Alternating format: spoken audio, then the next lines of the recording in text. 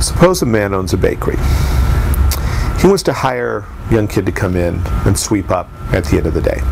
He wants to pay the kid a couple bucks per hour. Kid's happy about this. Kid has no work experience. Let's say the kid's 13. Never worked for anybody except mowing some lawns. Kid's happy. Parents are happy. Businessman's happy. Everybody's happy.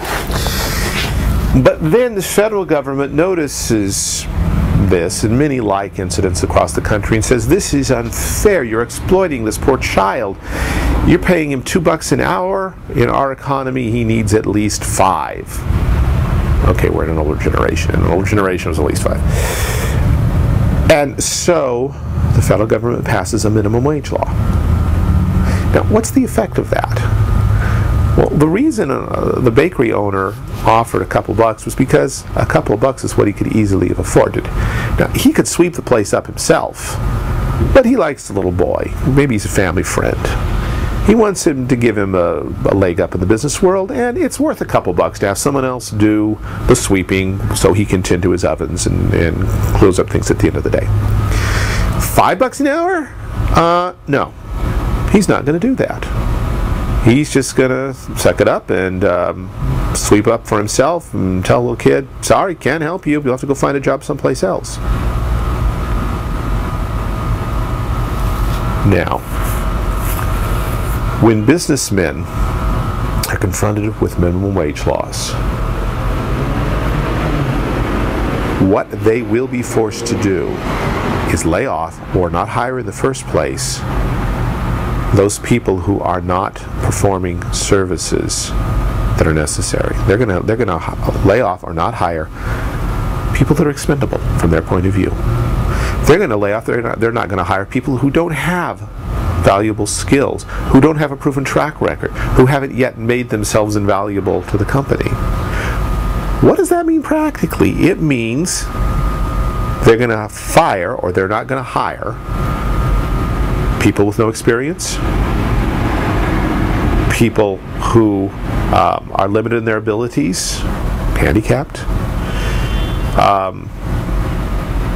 people that have no training or who are slow to develop their skills. Now, who were the minimum wage laws designed to protect? Wasn't it those very people? The poor, the untrained, the unskilled? Weren't we afraid that they weren't being paid enough? Well, now they're not going to be paid anything because the businessmen aren't going to hire them. Let's take it one step further. In this world as we know it, in the real world, what groups of people probably don't have a lot of training, haven't been instructed with a lot of self-discipline, don't have the vision of hanging in there for a long time? Who are in fact the people who more often than not are going to be laid off, or who are not going to be hired? Isn't it the people from the slums, which often in our case is going to be minority groups? Aren't these the people we're closing doors on and saying, we're not going to give you a chance to earn valuable skills. We're not going to give you a chance to learn how to work hard and stay at a job and maintain self-discipline. We're only going to give those opportunities to people who already have some of this training, who have some of these skills. We're shutting you out. You can go make your money selling drugs. That's what we're saying.